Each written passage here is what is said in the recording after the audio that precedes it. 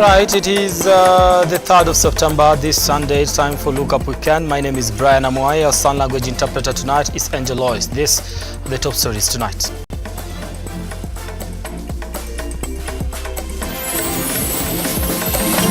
Hata na sisi tunazidi kumtambua. Tonight on Look Up Weekend, I was misquoted. Wiper Party leader Kalonzo Musyoka refutes claims that Azimio recognizes Ruto as a legitimate president. And all set for the Africa Climate Summit as young men and women armor themselves with solutions to the global climate challenges.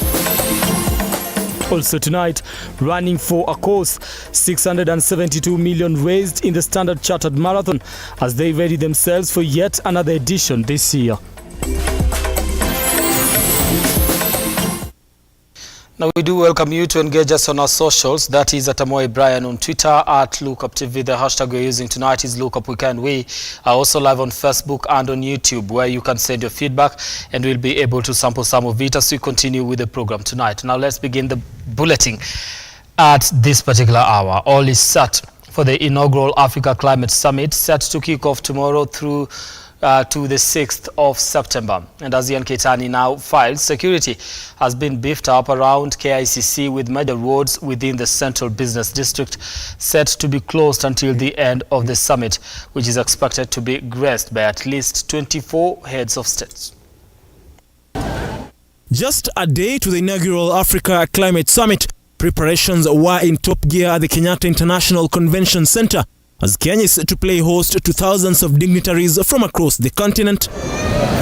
Outside the main entrance to the iconic KICC, security officers were in large numbers to ensure everything was in place, with everyone accessing the premises expected to have accreditation for the first ever African Summit on Climate Change. With various roads set to be closed during the event, City Hall Way was a no-go zone on Sunday afternoon, with various city roads including Harambee Avenue from Parliament roundabout to Taifa Road, City Hall Way Junction from Holy Family Basilica roundabout to Taifa Road Junction being just some of the roads that will be closed during the summit. President Nana Akufo-Addo of Ghana, President Azali Assoumani of Comoros, and Evariste Ndayishimiye of Burundi are just some of the presidents who have jetted in for the summit, with Foreign Affairs CS Alfred Mutua noting that Kenya is one of the African countries on the forefront in battling climate change. With the security beefed up in the capital, as at least 24 heads of state are expected to grace the event, a section of youth under Operation Lindo Getuzi are lamenting over what they termed as being blocked from attending the just concluded Youth Africa Climate Change. Nina tashwishi mingi sana kuanzia na ile youth assembly ambayo ilikuwa tulipata kualikwa, lakini tulikosa hizo badges, tukaambiwa hauwezi hudhuria. Sasa nina maswali mengi sana, sijui ni viongozi wa vijana wagani ambao wameweza kuhudhuria hili hafla. Pia kuna hii hafla ya Jumuiya ya Afrika yote, na sisi vijana tumeweza kunyimwa nafasi. Sasa hatujui tutaweza kwenda kwa nani tupate kusaidiwa, kwa sababu tuna maoni, tuna mawaidha, tuna muda, tumepata kuja hapa Nairobi, lakini hatuwezi hata kupatiwa kile cheti cha kuweza kutuwezesha kuhudhuria. Led by Kennedy Sankara, the youth are blaming the Ministry of Environment under the stewardship of CS Soipan Tuya for the deliberate move to lock them out of this summit. We want to boldly and loudly condemn the deliberate confusion by the Ministry of Environment under the leadership of the Cabinet Secretary, Honorable Soipan Tuya, that come to the disappointment of the young youths and comrades delegates of the Climate Summit. As curtains fall on the Africa Youth Climate Assembly, security has been beefed up ahead of tomorrow's inaugural Africa Climate Summit, set to be attended by at least 24 heads of state, whose aim is to find solutions and action-oriented goals in a bid to curb climate change ahead of the COP28 Climate Summit in the United Arab Emirates in December. Ian Keitani, Lookuptv, Nairobi.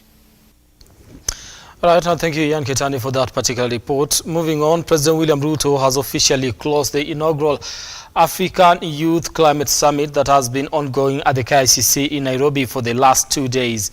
Now it is aimed at championing the summit. Aimed at championing the summit's theme, Ruto drove himself to the KICC grounds using an electric car, with the theme being driving green growth and climate finance solutions for Africa and the world. Ruto acknowledged the youth input in tackling climate change effects. Noshin Mungasia now reports. With a few hours left to the conference on climate change set to begin tomorrow, President William Ruto today made his way to the KICC for the closing ceremony of the Africa Youth Climate Summit, driving an electric car, with this year's theme being driving green growth and climate finance solutions for Africa and the world. The vehicle, yellow in color, uses electric poles with one or more electric motors, which provides energy to the battery. The quality, however, varies with the type of vehicle, but in terms of general characteristics, they do not emit smoke or make noise when in motion. President Ruto's use of the electric car symbolizes and advocates for the embracing of electric vehicles to curb the emission of dangerous carbon. Ruto, who drove the electric car on his way to close the Youth Congress, praised the youth for being on the forefront on matters climate change, promising that about 250,000 young people will get employment opportunities, noting that the government is determined to increase employment opportunities by 40% before the year 2050. To create jobs in the agricultural industrial parks, to create value through value addition and agro-processing and manufacturing that would not only enhance incomes for our farmers, but create opportunities for employment for our young people. Nushin Mungasia, Lookuptv, Nairobi. Now, Wiper leader Kalonzo Musyoka has refuted claims that the Azimio recognizes President William Ruto as a legitimate president. In a statement on his Facebook page, Kalonzo said his words were taken out of context regarding the legitimacy of the current regime. On that part, I must congratulate the president because he has put his foot down. Anasema mazungumzo yaendelee. Na kwa sababu ya kuonyesha msimamo huo, hata na sisi tunazidi kumtambua. Tungojee wakati wa kipindi kingine. It is a statement that the Wiper Party leader Kalonzo Musyoka, who is also the Azimio delegation head, refutes, saying he was misquoted. This comes after media houses published stories on Azimio recognizing the presidency of William Ruto. Clarifying the matter, Kalonzo took to his Facebook page saying, "I have noticed that a section of the media has in the last few hours misquoted my recent statements on the state of affairs in our country, particularly on the legitimacy of the current regime." On the legitimacy question, the Wiper leader says it is a subject that will be handled through the bipartisan talks.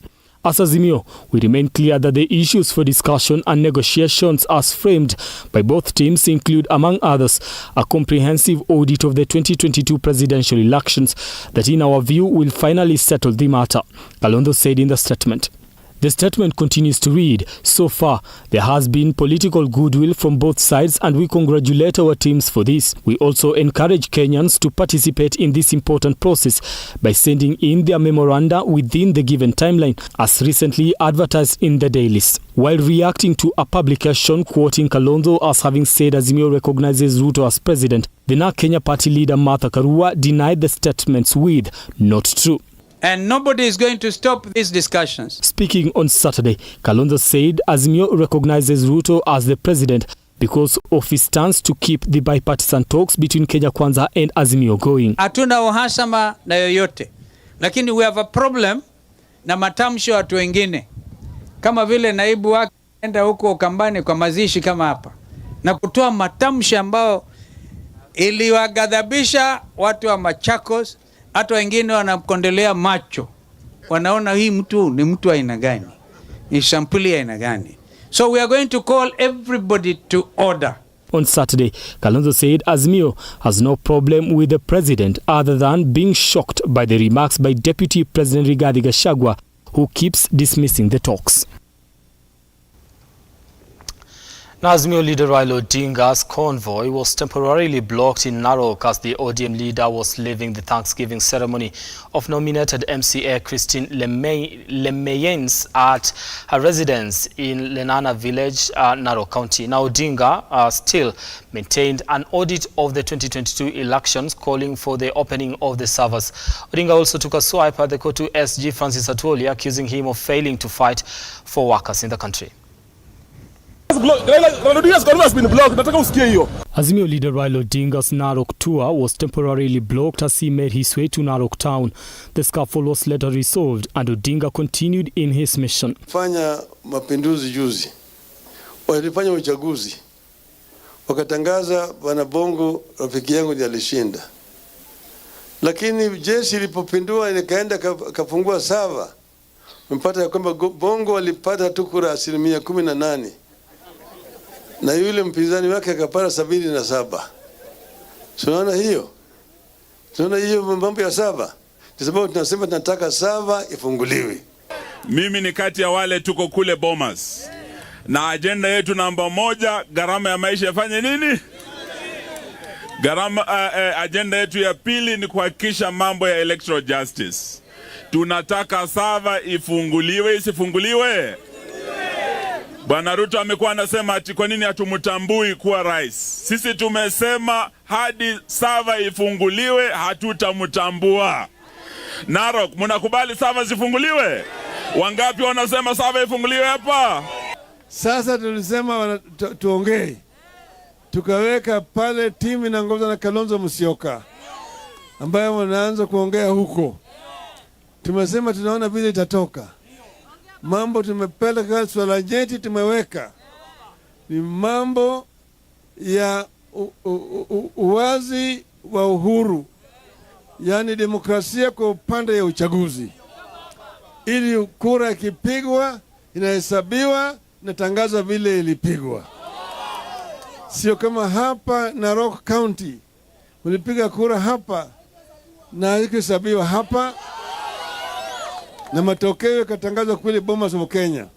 Odinga also took a swipe at Kotu SG Francis Atwoli for what he termed as neglecting to fight for Kenyan workers, especially with the new taxes and the high cost of living. Sasa chama cha wafanyikazi inatakikana inatetea haki ya wafanyikazi imeingia kwa kitanda na serikali. Mkurugenzi wa Kotu ameingia kule kwa serikali. Yeye ndiye anasibu serikali, nafanya kazi mzuri, watu wazimie wakubali walishindwa, waache bwana Ruto atawale na kadhalika.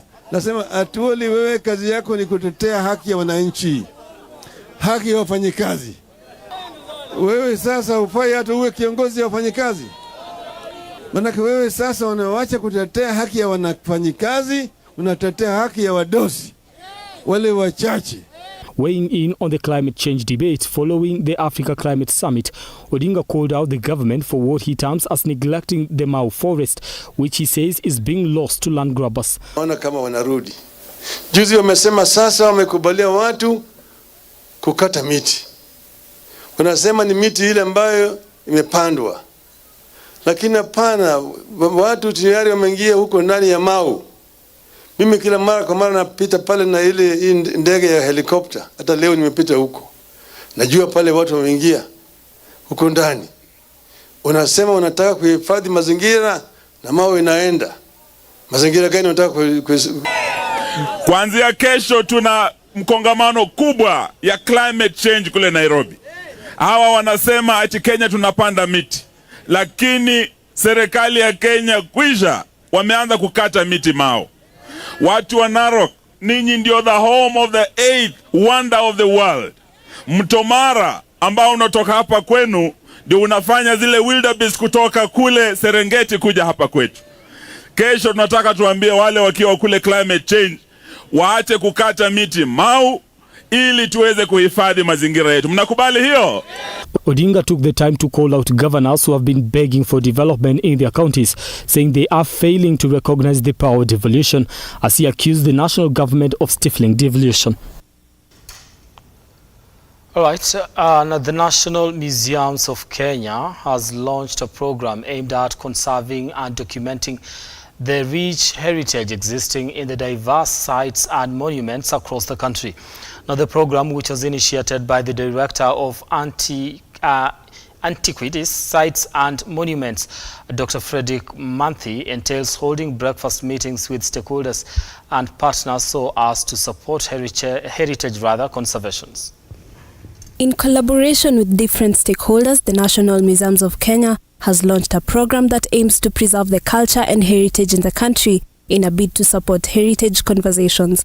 The Director of Antiques, Sites and Monuments, Frederick Manthi, mentioned that the conservation of heritage will benefit the communities and the country at large by promoting tourism and creating job opportunities for the youth. Yeah, so this particular initiative is aimed at encouraging different stakeholders to work with us, to partner with us in conserving and protecting our heritage for posterity.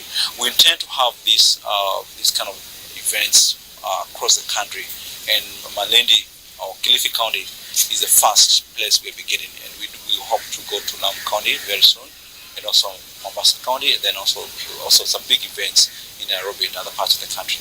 On the other hand, NMK Director General Professor Mary Gikungu said that the program will emphasize on the importance of preserving both the natural and cultural heritage existing in the country, adding that it was important to start with Malindi, it being one of the heritage sites rich in knowledge.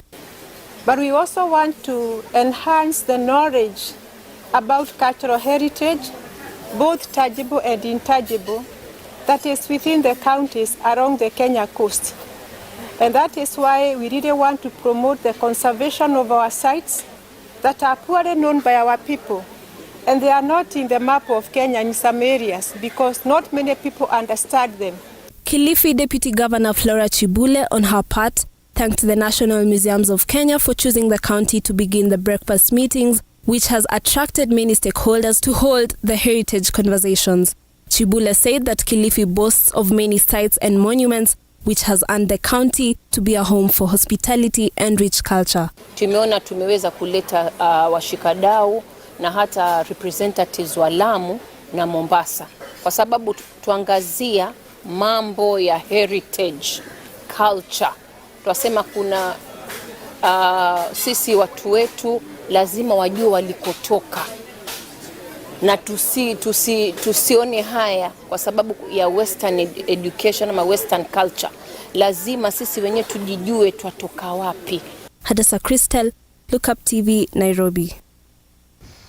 Right, time to take a break here on Lookup Weekend. Don't go too far, we'll be back in a moment.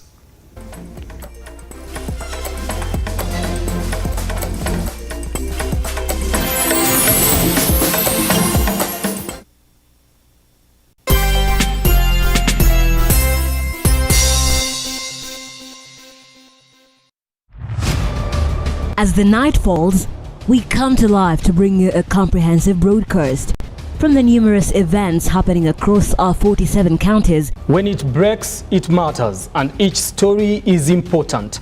If it's Thursday, join me, Nancy Lima, and my able panelists as we break down the law jargons and analyze the Constitution in a way only you can understand. The news cycle never stops, neither does time. We cover each and every sector and present to you factual and accurate occurrences. This is where facts win the day. Join me, Nancy Lima, Ian Keitani, Tuesday, every Wednesday, Thursday, as from 9 p.m. on The Insight, only on Lookuptv.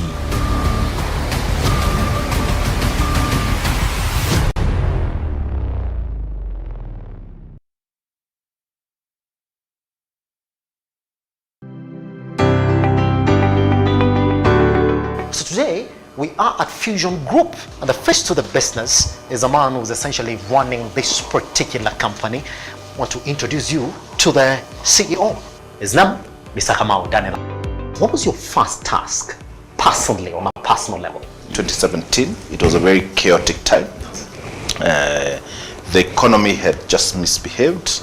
One thing that was happening across the industries, all real estate companies were really struggling at that point. And I think at that point I was looking at stabilizing the company. So if you're able to sort out location, sort out trust issues, and be able to, avail land that can then be developed, you'll have gone halfway in delivering what Kenyans actually want. As a company that deals with investment, I think we've done well. Pretty much, yeah.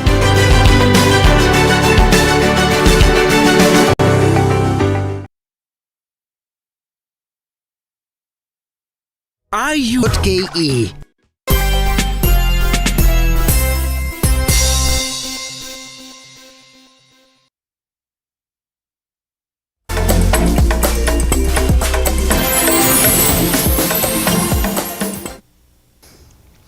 All right, thank you so much for staying with us here on the program tonight. Now, the government has been urged to vet all remaining squatters, internally displaced persons and forest evictees afresh. Now, the year 2007-2008 internally displaced persons expressed concerns that some of the individuals who had benefited from the earlier state-sponsored resettlement programs were allegedly preparing to return for more, and have urged the government to ensure fairness, equity of resources. And yes, let's get this particular story from Wairimu Wasike. While addressing the press in Nakuru County, the Kenya Internally Displaced Persons Organization, the members, led by their patron Peter Tena, has indicated that in the future, all internally displaced persons, forest evictees and squatters must be compelled to sign a closure declaration form upon payment so that they do not keep claiming more benefits. Peter highlights that this move will reduce the rise in corruption and fraud in the compensation and settlement of IDPs and squatters. Mashamba yote ambayo ni ya maumau na ya squatters na ya IDPs yamewekwa katika disposal and recovery of zile ambazo ni properties zinasemekana kuwa watu wale wapatikani, na ndipo tunaomba rais wetu mpendwa William Ruto na Deputy President na Kenya Kwanza government watu angalilie kwa ile department ya disposal ya property zile ambazo zinasemekana ate watu wale wameaga dunia. Sisi hatujakufa. Sisi tuko hai. Wa maumau sisi tuko hai, waadhiriwa sisi tuko hai, na squatters tuko hai. Tungeomba tuondolewe kamati ile ya kwanza ambayo imekuwa ikisimamia mambo ya resettlement. Tuwekewe kamati mpya na serikali ya Kenya Kwanza. Tumechoka na makatels. Wilson Nganga, an IDP, has called on the government to streamline compensation packages of IDPs, claiming that some IDPs have received as little as 10,000 shillings, while others have been paid up to 400,000 shillings. Kali yetu, mi kama IDP naomba IDP network ituondolewe kabisa, sababu katika sheria haijaruhusu IDP asiye IDP kuwa IDP. Wairimu Wasike, Lookuptv. Now, Kakamega County Women Representative Elsie Mohanda is calling on the National Treasury to expedite the release of school capacitation funds, as schools are in dire need of funding. Now, speaking in Kakamega County, Mohanda lamented many learning institutions lacking toilets and access to clean water, thus posing a health risk to students.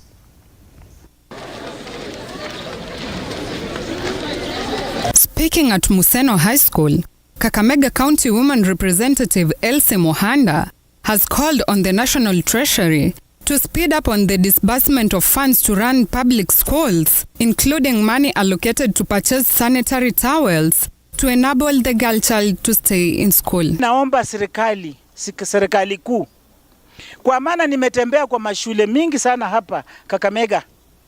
Shule mingi hawana choo, and choo is a basic need. Mohanda has expressed concerns about the health risk posed to the students due to lack of enough toilets and access to clean water. Ile shida ilikuwa mkumu kiasi ilikuwa kwa ajili ya maji. Ndio mimi nasema serikali walete capitation. Mwalimu mkuu ameongea hapa, pesa haijaingia. Considering this challenge affecting many educational institutions in the country, thus endangering the health of students, at a time when El Nino rains are on the horizon. Maana tunataka watoto wetu wasome vizuri. Kwa maana tunajua mvua kubwa inakuja. Mvua kubwa ikikuja na hatuna choo mzuri tena ni shida. Kwa budget tukiwa kwa bunge wanunue sanitary towel tulete hapa tupatie wasichana wetu. The school head teacher Damaris Malunda has revealed that the institution will greatly benefit from the new toilet facility, revealing that they have been struggling due to the high number of students. I used to look at our girls going to the washrooms and they could really line up. Some of them would even shy off. We are operating, ma'am, on a very tight budget as a school and even countrywide. Schools are really suffering. hatungeweza kujenga vyoo. Beatrice Njoroge, Lookuptv. Now, Fusion Estate Management was awarded among the best value-added land-selling companies in the Real Estate Awards 2023. The company boasts of its established credentials and experience for over 16 years as a solid property developer, with an expansive and well-capitalized asset portfolio of up to, let me check that again, of up to, where is that? $200 million, which comprises various assets spread across Kenya, Uganda, and Rwanda. Looking forward to seeing Fusion Estates as a household name in terms of housing Kenyans. So if you're looking for a company that can walk with you through the journey of home ownership, starting with land, then this is the company that you should be looking out for. We will be going into the regions out of the Nairobi Metropolitan and out of Kenya. So just look forward to working with us, to partnering with us. Whenever you see a Fusion Estate brand ambassador, please feel free to talk to them and be able to engage them on your home ownership journey, especially starting with land.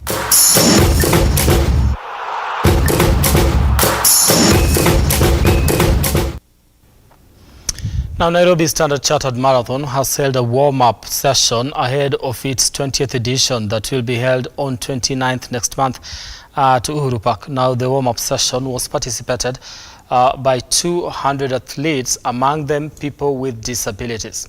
Standard Chartered Bank also celebrated supporting community projects worth 672 million shillings. Now, the organizer of the marathon expects over 25,000 athletes across the world.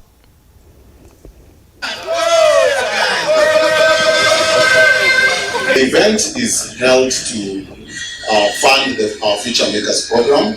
So all the money that is received at registration goes towards this program.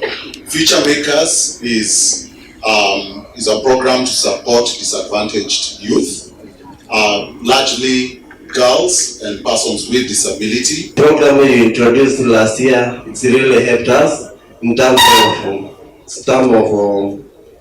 time. We improved compared to 2021.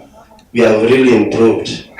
I have one request, the organizers of the Standard Chartered Marathon, to allow me to participate with the international wheelchair, so that next year I may go and participate in New York Marathon.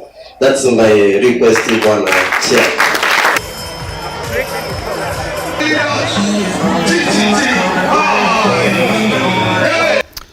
Now, Football Kenya Federation Embu branch has certified 37 referees from Embu County to officiate county leagues. Now, the referees held a 4-day training session at Mbere, Embu County. According to the officials, the referee training session will help to strengthen the football quality in the grassroots and reduce indiscipline cases among the youth.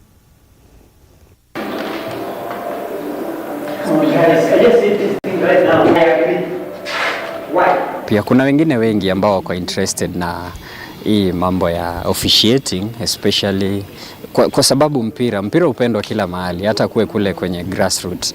Na kwa mara mingi unapata kuwa wale officials, match officials ni wachache sana. Na mimi binafsi nilichukua hii nafasi nije kufanya training. It's the basic. Na natumai kuwa nitaweza kufika ngazi za juu. Actually training ya refing itatusaidia kuinua football huko mashinani. Pia itatusaidia tukue professional referees. Kwa funza kwetu tuna lengo la kwamba hapa mashinani tuweze kupata waamuzi ambao wamesomea uamuzi ili tuweze kuinua kiwango cha mpira wetu, kwani wachezaji wanapopata waamuzi ambao wamesomea kazi hii, safety yao inakuwa assured and guaranteed, ili vipaji vyetu vije vikapotea kwa sababu ya uamuzi usio bora.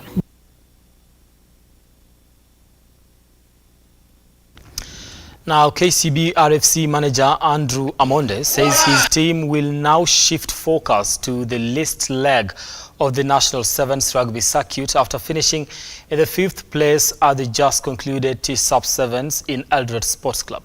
Now, the Bankers lost by 5 points to 10 to Menengai Oilers. Now, in the main cup final, Nondescripts emerged the winners by trouncing Strathmore Leos 12 points to 7.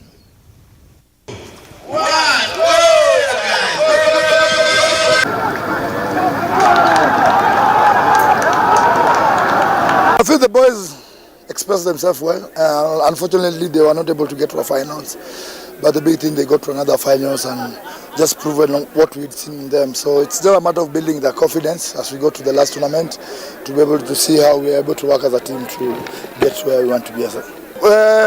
Now having these young guys coming in and gelling well in this tournament, so it's a matter of just doing our maths well, working very hard in every game that we're going to play in, getting into our finals and winning the trophy just to seal a good win to be able to crown ourselves the circuit winners. The caliber of players that we've missed today shows a lot of how we have played. So we've missed them a lot, that's a fact, and we knew we'd miss them. But it's also an opportunity for these young ones who have played their hearts out today. It's an opportunity to put on that shirt. Some of them had not even gotten the opportunity to play. So I think it's a plus on us because we've gotten even younger guys who have come in and they've played very well. So it's a matter of just growth and giving everybody an opportunity to play.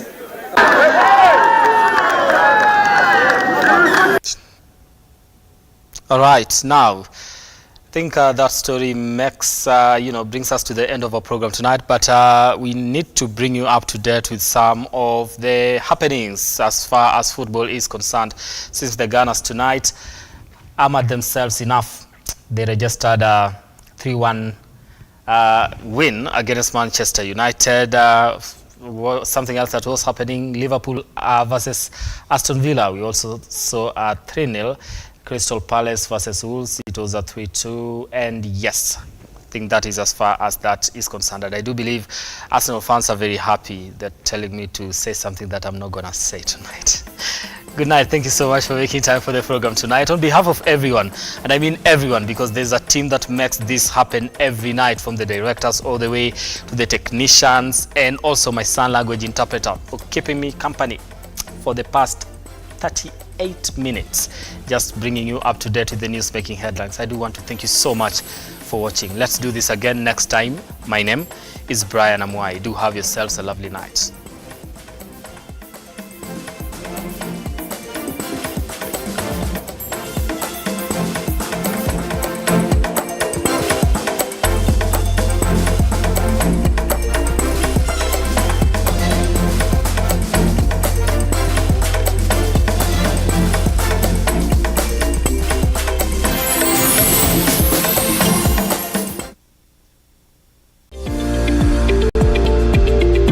We value your feedback and welcome your complaints about our programming and operations. Feel free to get in touch with us through 0700 893 542 or send us an email to info@lookuptv.co.ke.